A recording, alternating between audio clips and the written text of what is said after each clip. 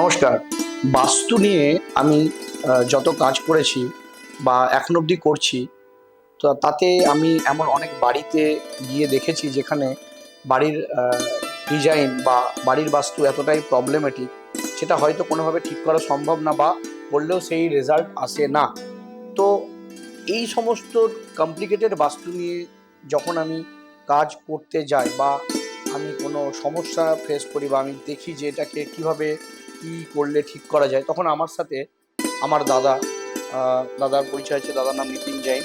দাদা নিজে খুব ভালো একজন বাস্তু কনসালটেন্ট এবং আমার থেকেও আগে থেকে দাদার এই লাইনে পড়াশোনা, তো আমি দাদার সাথে এটা নিয়ে আলোচনাও করি। আজ দাদাকে পেয়েছি, তো কিছু আলোচনা আমরা করে নেব।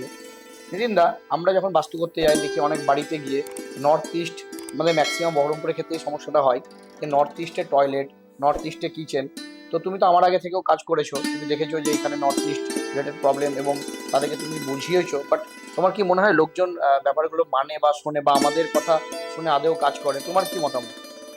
আমি যে কটা বাস্তু করেছি, আমি যখনই লোককে সাজেশন দিই, লোকে শোনে, হুম, কিন্তু এটা ইমপ্লিমেন্ট করতে চায় না। করতে চায় না। না, এই জিনিসটা আমি এখানে ফেস করেছি। কারণ মানে ব্যাপারটা হচ্ছে এরকম যে লোকে আমাদেরকে ডাকে, ম্যাক্সিমাম লোকই বলে যে আপনারা আসুন দেখুন, কিন্তু যখন আমাদের রেজাল্টটা দেওয়ার কথা, ফাইনাল আউটকাম যে আপনারা চেঞ্জ করুন বা এই জায়গা থেকে এটা সরিয়ে এই জিনিসটা আনুন, সেখানে কিন্তু লোকজন শুনতে চায় না।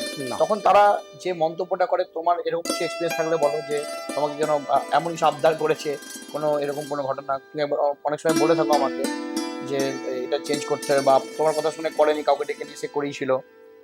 যেমনি ধরো নর্থ ইস্টে বাথরুম আছে কারো, হ্যাঁ। সাজেশন দেওয়া হয়েছিল দাদা এটা সরিয়ে দেন, হুম। নচেত আপনার কিন্তু লাইফে প্রবলেম আসবে অনেক রকম, হুম। শরীর খারাপ বা অনেক রকম ফাইন্যান্সিয়াল প্রবলেমও হতে পারে। হুম।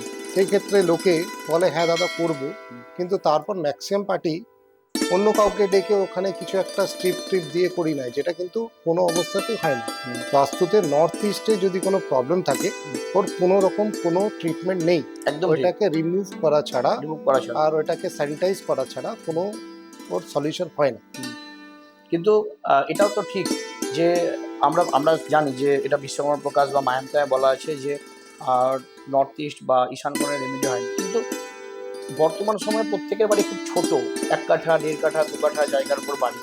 তো সেক্ষেত্রে তো সরানো পসিবল নয়। তাহলে সেক্ষেত্রে ক্লায়েন্টের একটু হলেও তো মানসিক চাপ বেড়ে যায় যে না, যদি সরাতে না পারি তাহলে তো রেমেডি করতেই হয় বাধ্য হয়ে। না ছাড়া তো উপায় থাকে না। যে অর্থাৎ ওই কথায় আছে না, কানার মধ্যে ঝাপসা, মানে যদি সরানো যায় প্রথম অপশন সরিয়ে ফেলুন। কিন্তু যদি সরাতে না পারি তাহলে আমার মনে হয় রেমেডি করে তাকে অন্তত একবার বাঁচানোর চেষ্টা করা যেতে পারে।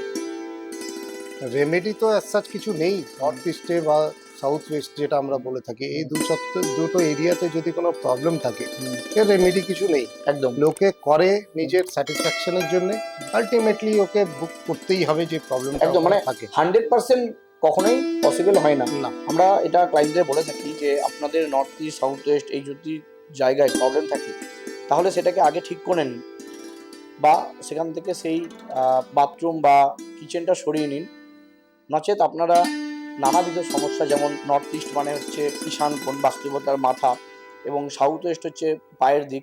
এই বরাবর একটা স্পাইনাল কর্ড, আমাদের যেমন শরীরের স্পাইনাল কর্ড রয়েছে তেমনি বাস্তবতার মার্মাস্থান এখান দিয়ে যায়। তো এই সমস্ত জোনগুলো খুব ভাইটাল, এগুলোকে আমাদের মেনটেন করে কাজ করা উচিত। কিন্তু সত্যি কথা বলতে বহরমপুর বলুন বা বর্তমান সময়ে খুব আহ, মানে যদি আমি হাতে গোনে ৪-৫টা কি ৬টা বাড়ি এরকম দেখতে পেয়েছি যাদের বাস্তু মেনে সব কিছু করা আছে। বাকি সবারই কিছু না কিছু প্রবলেম থাকে এবং আমাদের বাধ্য রেমেডি করতে হয়, কারণ তাদেরকে বাঁচানোর চেষ্টা তো করতে হবে। একদম তো আমরা বলে দিতে পারি না যে না, অপশন নেই, কিছু করা যাবে না। কিন্তু একদম ঠিক দাদার অভিজ্ঞতা থেকে যেটা আমিও বুঝেছি, আমি ক্লায়েন্টদের বলি যে আপনারা রেমেডি না করিয়ে আগে সরিয়ে নিন। একান্তই যদি উপায় না থাকে তখন আমরা রেমেডিতে আসতে হয়, কিন্তু বাস্তু কখনোই রেমেডিকে পারমিট করে না। আর একটা ঘটনা হচ্ছে কালার। এই যে বর্তমানে আমরা যখন কোনো বাড়ি করতে যাই লোকের কালার দেখি, তো কোন দিকে কি কি কালার মোটামুটি সুইটেবল মনে হয়? মানে লাল কালারটা কি সব দিকে যায় তোমার মনে হয়? না, লাল কালার সাউথ ইস্টে ইউজ করা যেতে পারে আর হুম। সাউথে ইউজ করা যেতে পারে, একদম। কিন্তু এটা আবার SSW-তেও যাবে না, ওটা সাউথ অব্দি থাকবে। এক্স্যাক্টলি, মানে আমাদেরকে যখনই কালার চুজ করতে হবে আমাকে বাড়ির এই গ্রিডিং করতে হবে এরকম। এই গ্রিডিংটা করা খুব দরকার। এই গ্রিডিংটা যদি আমরা করে নিই তাহলে কি হবে, এখানে আমাদের দিকটা বেরিয়ে যায় নর্থ, সাউথ, ইস্ট, ওয়েস্ট। সেই গ্রিডিং অনুযায়ী কিন্তু কাজ করলে আমরা পারফেক্ট রেজাল্ট ক্লায়েন্টে দিতে পারি, ঠিক কি না? একদম আচ্ছা, আর একটা কথা লাস্ট আমি বলি, সেটা হচ্ছে যে প্রত্যেকটা মানুষের বাড়িতে তো ঢোকার একটা গেট আছে।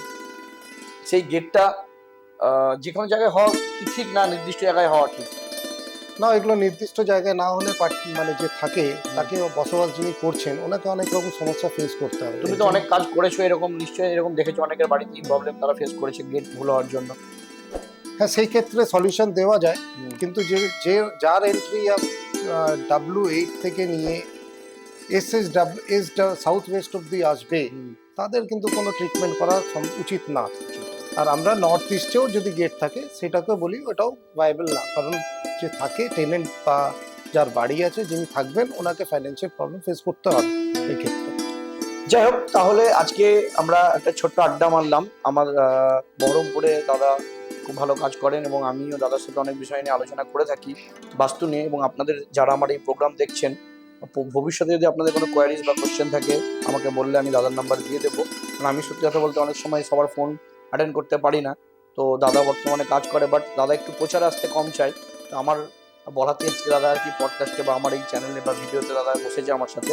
আপনাদের যদি কোনো কোয়েশ্চেন থাকে আপনারা কমেন্ট বক্সে করতে পারেন, বা দাদার নাম্বার চাইলে আমাকে ফোন করবেন, আমি নাম্বার দিয়ে দেবো। আপনাদের সমস্ত কোয়েশ্চেনের আনসার দাদা দিয়ে দেবো।